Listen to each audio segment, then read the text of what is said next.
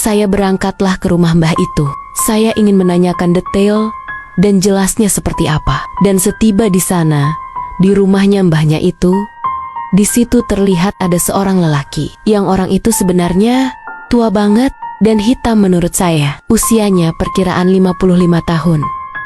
Sedangkan saya sendiri, usianya 20 tahun. Saya dalam hati berkata, amit-amit jabang bayi. Ya Allah, orang ini kok tua banget, hitam sekali. Dan akhirnya, saya pun duduk di situ, di tempatnya mbahnya. Dan saya pun juga berkenalan dengan orang tua tadi itu.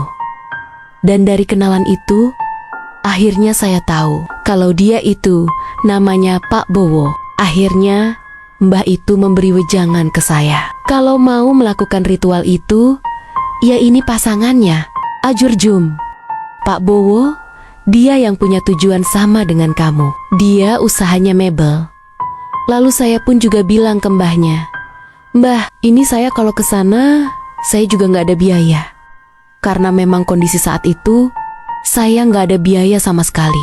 Warung saya pun tutup, saya pun nggak punya duit. Dan nggak tahu juga ya, apakah Pak Bowo memanfaatkan keadaan saya seperti ini, melihat saya yang masih berusia 20 tahun, masih singset-singsetnya. Dia hanya ingin memanfaatkan keadaan saya saja. Saya juga nggak tahu. Pak Bowo itu bilang, kalau kamu nggak punya duit, ya sudah saya tanggung semuanya. Saya tanggung perjalanan kamu sampai ke sana. Kamu nggak usah ngeluarin duit sama sekali. Di situ saya juga ragu dengan niatan Pak Bowo ini. Dia murni niat pesugihan, atau hanya pengin manfaatin saya saja. Dengan kondisi yang terpaksa, ya mau nggak mau, akhirnya saya sepakati. Oke lah, saya deal dengan Pak Bowo untuk melakukan ritual pesugihan itu. Akhirnya, suatu hari saya dan Pak Bowo sepakat berangkat. Kami naik bis ke Sragen, itu pada Kamis malam Jumat Pon.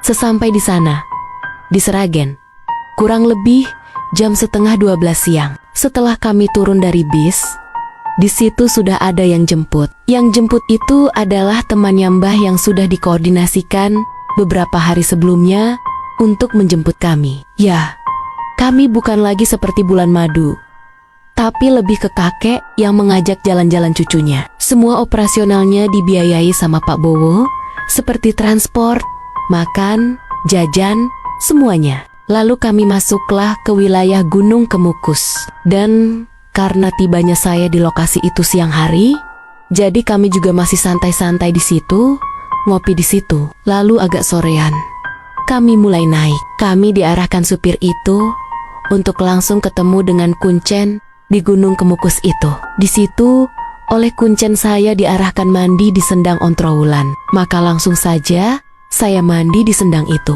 Di dalam Sendang Ontrowulan itu, saya juga dibimbing oleh Kuncen yang di sana. Setelah ritual mandi selesai, saya langsung naik lagi ke atas, ke makam Pangeran Samudra. Dan di makam Pangeran Samudra itu juga sudah ada Kuncennya lagi yang lain. Saya di situ diarahkan dan juga dikasih wejangan, tata cara ritual, dan cara hubungannya yang sesuai syarat agar ritual kami diterima nantinya.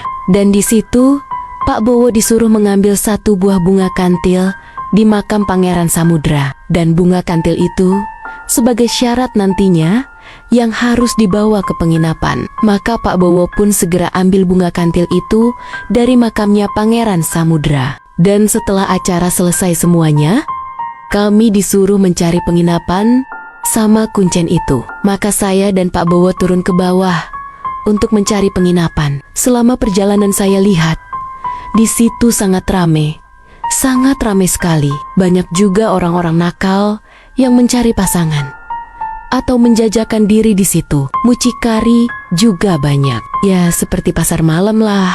Akhirnya, saya dan Pak Bowo mendapatkan penginapan. Sesi ini adalah ritual terakhir di malam itu. Lalu saya dan Pak Bowo masuk ke ruangan itu. Saya pun duduk di dalam kamar itu bersama Pak Bowo. Kami berdua memejamkan mata, seperti ritual yang disarankan oleh juru kunci itu. Di situ, Kami membaca mantra-mantra yang sudah diberikan oleh juru kunci. Saya membaca itu berulang-ulang kali, kurang tahu sampai berapa kali. Akhirnya saya merasakan ada yang aneh. Suasana menjadi hening sekali. Suasana yang rame, hiruk-pikuk di luar. Orang yang tadi berjalan, orang nakal, orang mucikari itu. Tidak ada yang terdengar sama sekali. Semuanya menjadi sangat sunyi. Karena suasana sudah terasa sepi sekali, maka saya yang di ritual itu, yang selama itu memejamkan mata, akhirnya saya membuka mata. Dan saya kaget, karena saya lihat Pak Bowo yang tadinya sangat tua, kok menjadi ganteng banget, menjadi muda, tidak seperti sebelumnya. Yang sudah sangat tua dan hitam, dia menjadi sangat berkarisma. Saya jadi bagaimana gitu. Dan akhirnya Pak Bowo pun mengajak saya untuk berhubungan. Melihat suasana yang seperti itu, melihat fisiknya Pak Bowo yang sudah ganteng seperti itu, ya saya pun akhirnya juga mau. Dan lebih ada gairah di dalam